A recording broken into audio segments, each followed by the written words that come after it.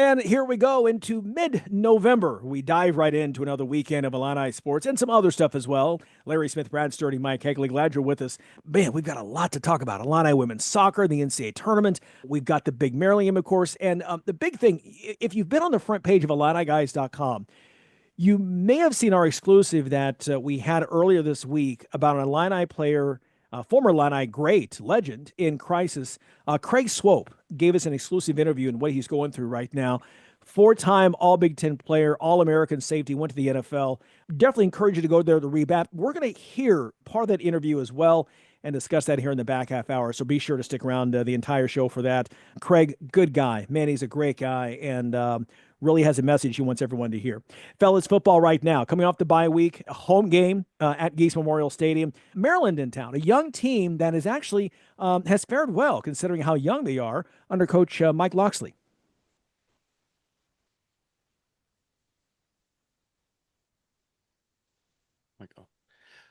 Yeah, Maryland is intriguing. They lost a lot. You know, Loxley's been okay there. He's brought them back to like being decent, and you know they are right there. But they're a little bit dangerous in the sense that Illinois has to come prepared because they're not talented enough to just go out and just dominate somebody without playing well.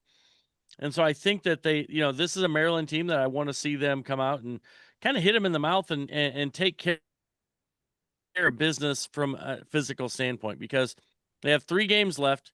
Great opportunity to go 9-3, but you can't stumble in the home game against Maryland. Yeah, Maryland's a team with a lot of physical talent. They're just young. And to be quite honest, they're a little bit undisciplined. So Illinois, you don't want to let this team get some confidence. So you got to come and hit them in the face early and make sure they don't feel good because the longer this game stays close against Maryland, the more peril that you're in. Yeah, no question about that. You mentioned 9-3, and I think that's the thing. We've talked about consistency.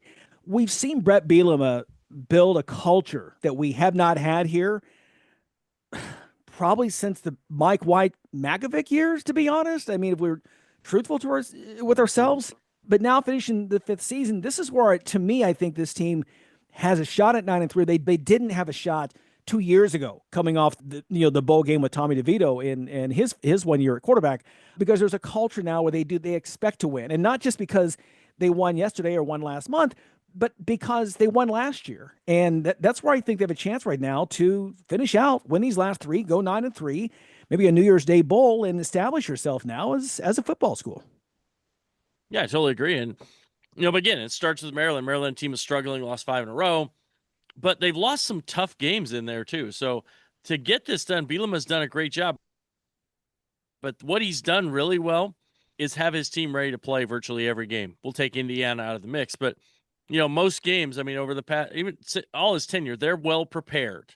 These guys just got to go out and execute, and they have a great chance to win. And I think I think that this is what you wanted from the Illinois football program. I think we all said, like, he wins 7-8 games a year, we're going to build a statue. Yeah. Now, if he wins 8 or 9, it's like, we could have won 10 or 11. It's like, we're never going to be happy, but it's a much better program.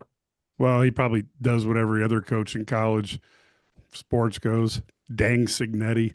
But the bottom line is you've got a coach who's elevated this program.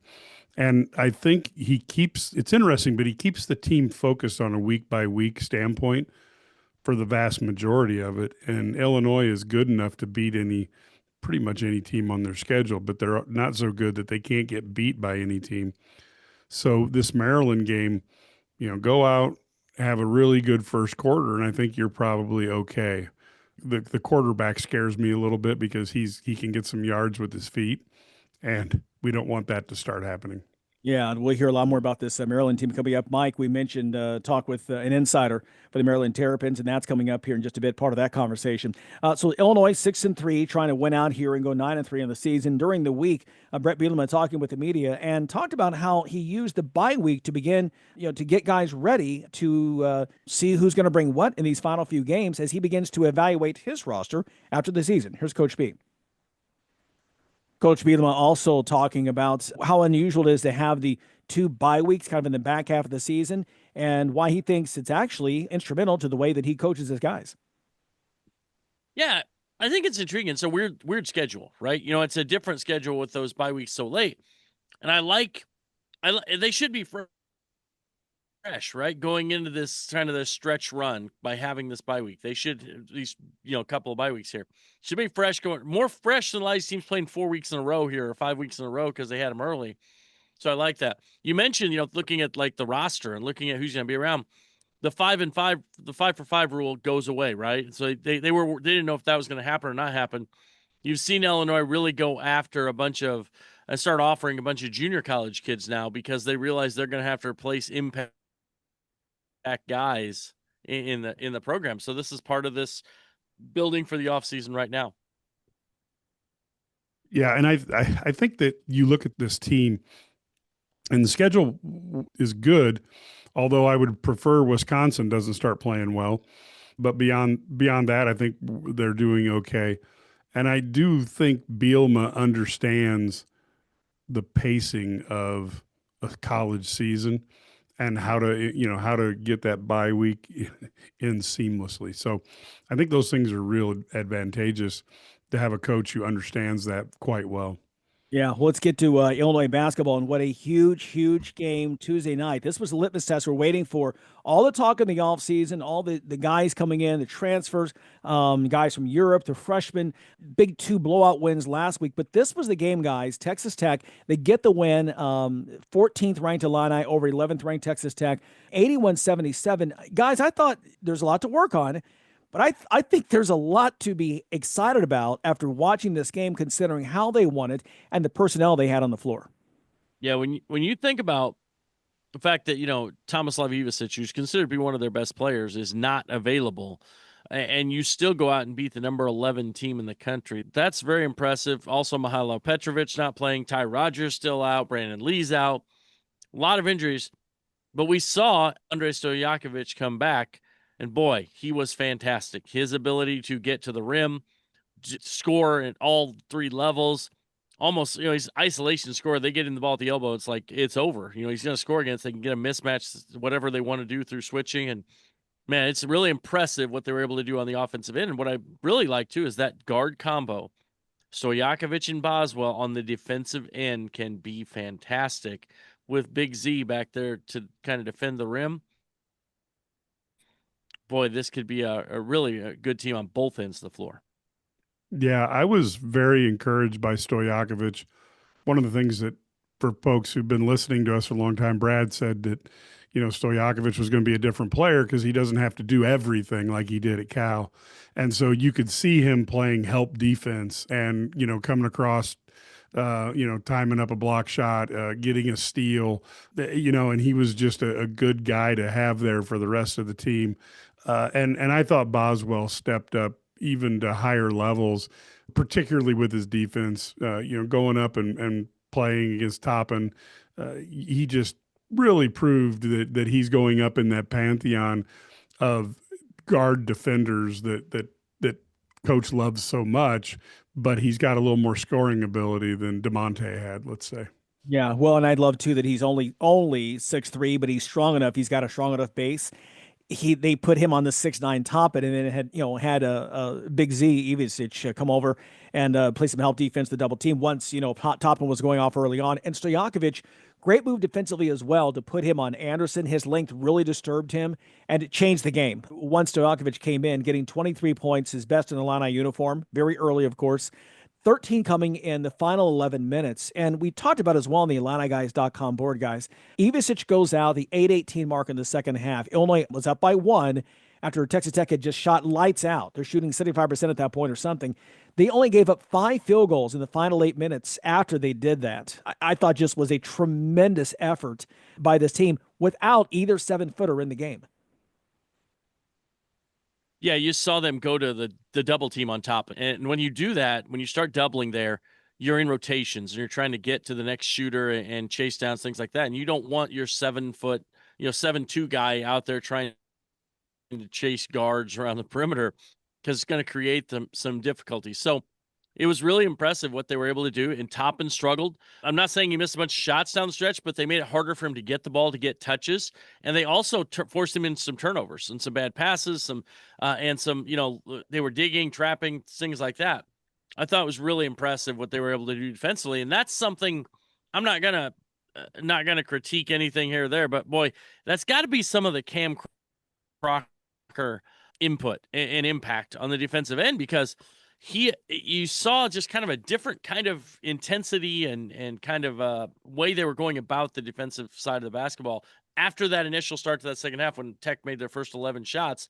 Looked like they got after it a little more. They were more physical for the final, 10 minutes a game or so. It was really a great team effort.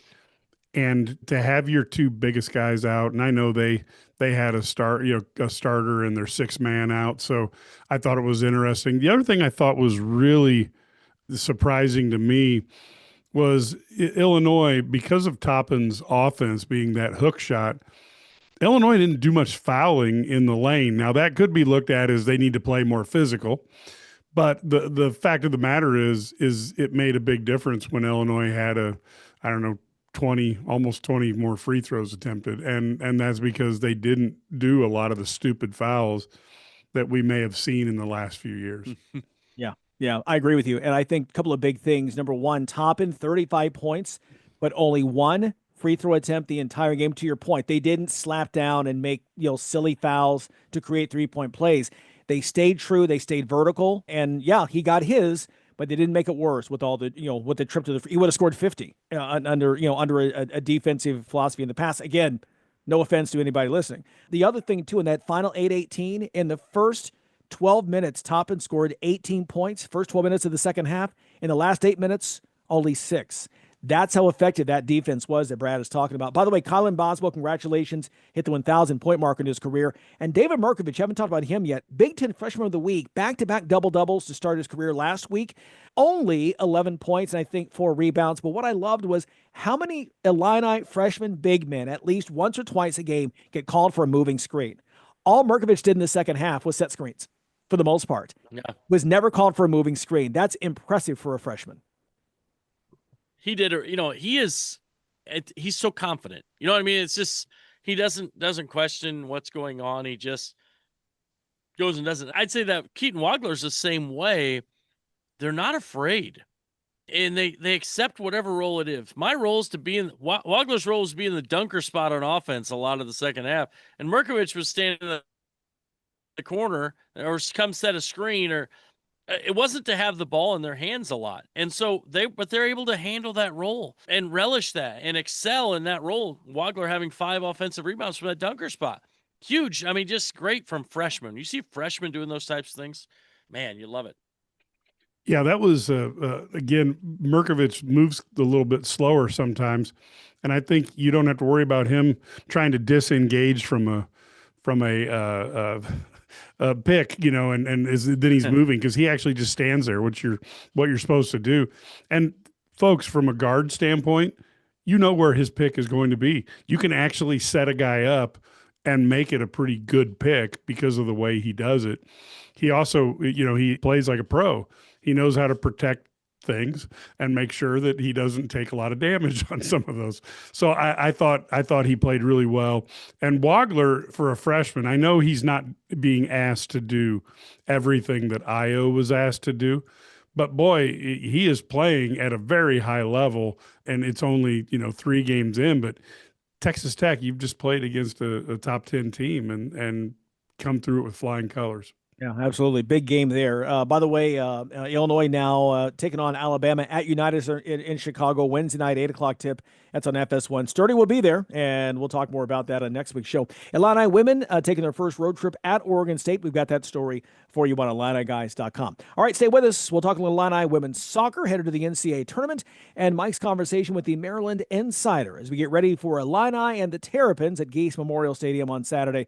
Much more to come here on the Sports Spectacular, powered by IlliniGuys.com.